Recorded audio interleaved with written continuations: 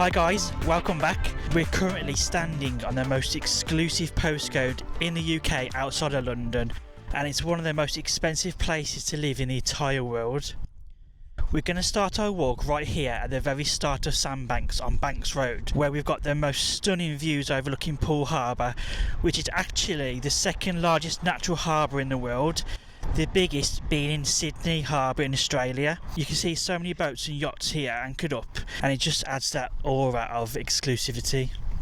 Just over there you can see on the Brownsea Island, you can see Brownsea Castle. You can actually catch a ferry over, which I'll show you a bit later on, and you can explore that castle.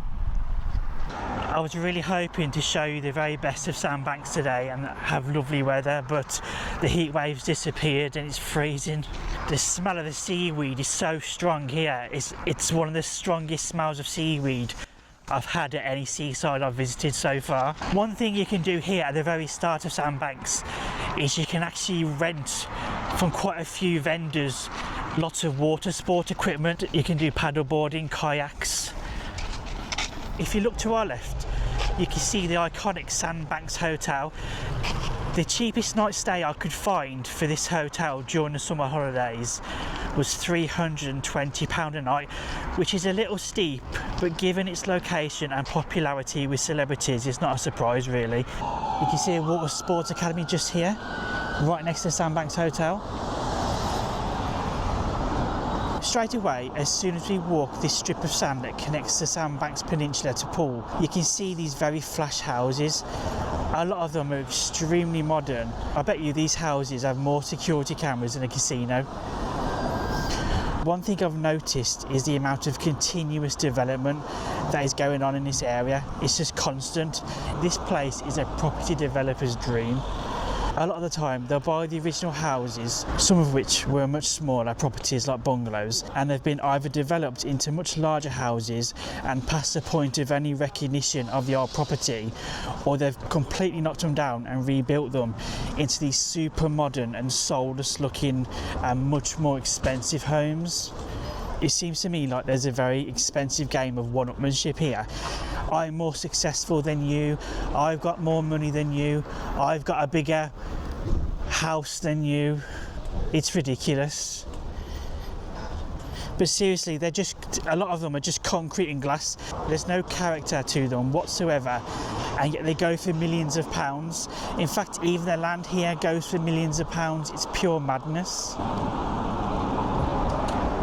This is more along the lines of what you used to see in Sandbanks, these wooden houses. They kind of give you like a Miami type feel. Or if you've ever seen the programme like Animal Kingdom in California, right on the beach, they're very much in keeping with that American beach house style. Now this is the sort of style I like.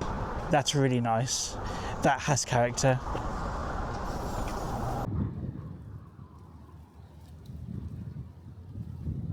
This is the car park, and it's the only car park actually on the peninsula.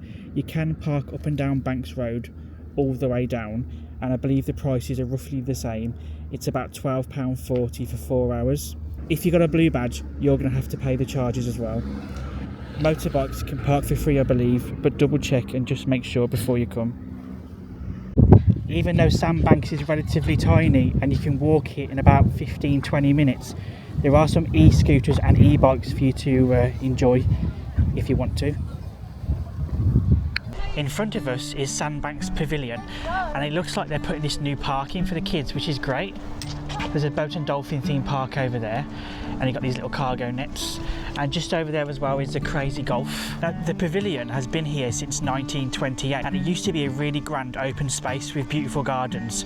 And I think it was home to about 40 beach huts, and it's such a shame to see it right now the way it is. It's an eyesore. Apparently there were talks of redeveloping it back in 2020, but nothing's been done, and it's a shame because it just brings the rest of the area down. If it is being developed, let me know in the comments. I couldn't find any further information online that's actually in date. This beach is considered one of, if not the best beach in the whole of the UK, and it's certainly one of the cleanest, and the water quality here is actually exceptional. It's been awarded a Blue Flag award for 30 years straight. You would kind of expect that as a bare minimum when you're paying millions of pounds for a house, or according to Google, up to £500,000 for a beach hut. The water is really clear, and the sand, look at the quality of the sand, guys. It's beautiful. I bet on really hot days, sitting here, you can feel like you're in the Med. Let's go walk down here. There's lots of people out, but there's not a shred of litter anywhere. The sand's really fine too. So you can see the lifeguards over on the right hand side. You can see some lovely sail yachts enjoying the water. Sometimes you'll even see super yachts. We're literally smack bang in a 6 weeks holiday, and I know the weather's not fantastic, but you still think it would be super busy, but it's really not. It's pretty quiet. There's plenty of places to park. Over there on our left, you can make out Bournemouth. You can see it really clearly. You've got the pier, and I can see the observation wheel over there. And on our right hand side, just over there, that's Old Harry Rocks right on the end of that point, and that is actually the start of the Jurassic Coast, which runs all the way to East Devon to Exmouth. I've recently been to Bournemouth and Exmouth, and you can find both those videos on my channel. You can watch them at the end of this one. There used to be a super affordable cafe just here, but it's since been replaced by this shack by the shore, and it's a little pizza shack, and they sell pizzas obviously, and they sell noodle bowls as well. You're looking around £12 to £15 for a meal here, which isn't too bad, or you can just bring a picnic instead and enjoy the beautiful beach. These are all the rage now. You see these pop-up saunas on loads of seafronts. I'm not sure how much they cost, you'll have to look online, but there's quite a few of them about now. Saltwater saunas. Sandbanks is home to one of the biggest concentrations of multi-millionaires per square metre anywhere in the world, and Millionaire's Row is just around the corner. I'll take you there shortly. Speaking of millionaires, Sandbanks was once the UK's most expensive coastal location, but it's since lost its title to Salcombe in Devon, which I'll be visiting next year, so make sure to subscribe, you won't want to miss it. Just in front of us, you've got a little ice cream parlour. Again, shacks by the shore, so there must be sister businesses. Let's have a look at the prices. There's an array of flavours to suit everybody. Mini tubs are £4. They also sell sweet treats, pastries, sausage rolls, bagels. Prices are really reasonable. I'm guessing they're building another house here. Prime location, right on the beach. Wow. This is Rick Stein's seafood restaurant. This place used to be a cafe until it burnt down, and then celebrity chef Rick Stein jumped at the opportunity to buy the plot and open his second seafood restaurant. It's now one of the best places to eat in Sandbanks if you can afford it. You used to be able to see Rick actually in here quite a bit, but I think he's living in Australia now. Look at these prices for these holiday rentals, guys. £2,098 in a low season, £4,135 per week. You can have a really flash holiday abroad for that price. If you fancy a slice of Sandbanks for yourself, check out these prices. Nearly £15 million. Wow. This is the high street here, and then what we're going to do is we're going to follow it all the way down here, down Panorama Road and onto Millionaire's Row. Let's go. At one point, walking down here, you could have easily bumped into ex-England manager Harry Redknapp walking his dog, as he lived in one of these beachfront homes for years. Some of these homes here have sold for £10 to £13 million, and that's just for the land. They say the land here is worth more per square metre than anywhere else in Britain outside of central London. Some of the most luxury homes here even have their own private jetties. Imagine being that loaded, you can pull up in your super yacht to your own private jetty in your own back garden, madness. Panorama Road is better known as Millionaire's Row because look at the size of these houses. They're huge. You've got quite a contrast though. You've got these big houses here, and then you've got like older looking, I think maybe ex-social housing on your right hand side. One thing I've noticed about Sandbanks, it really is a mismatch of properties.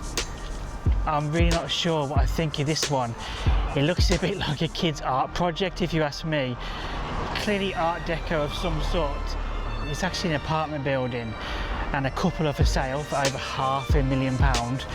I'm not sure I'd want to pay £500,000 to live in such a loud property like that. Look how different these ones are. You've got like a super modern building here, and on your right, it's modern, but I really like the marine type feel you get with this one. Probably wondering what the most expensive property is here in Sandbanks. Well, it's this one, and it's also the most expensive bungalow in the world at £13.5 million.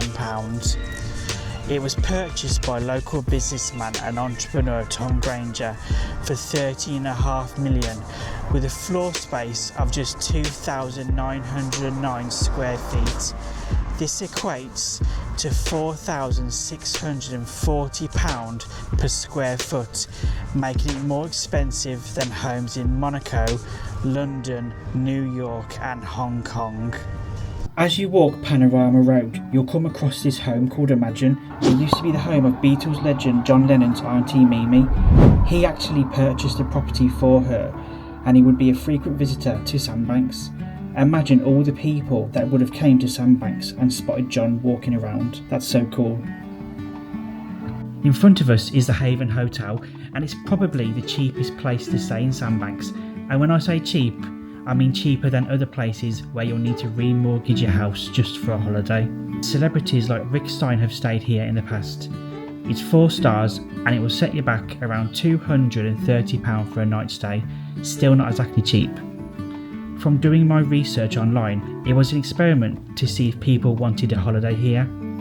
This place was the precursor to the whole area of Sandbanks being developed. I love this.